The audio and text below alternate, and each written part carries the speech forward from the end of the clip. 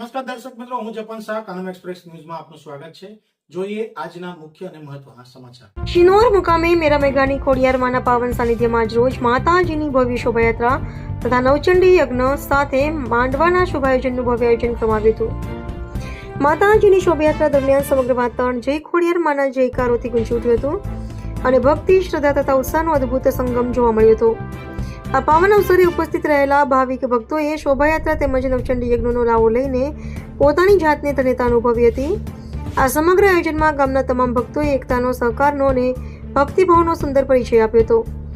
અંતમાં ખોડિયાર માં સૌ પર પોતાની અખંડ કૃપા વરસાવે અને સર્વેના જીવનમાં સુખ, શાંતિ અને સમૃદ્ધિ લાવે એવી પ્રાર્થના કરવામાં આવી હતી. રિપોર્ટર રાહુલ પ્રજાપતિ, શિનોર.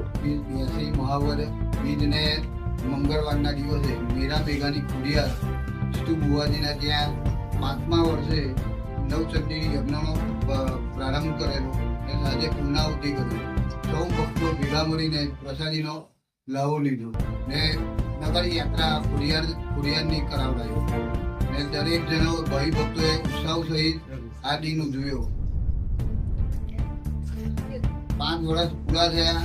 મેરા મેઘાની જીતુ બુવાજીની ખોડિયાર તેમના મંદિરે 5 વર્ષ પૂરા થયા નવચંડીના ને યજ્ઞ આરંભ કરીને પૂર્ણાહુતિ કરી.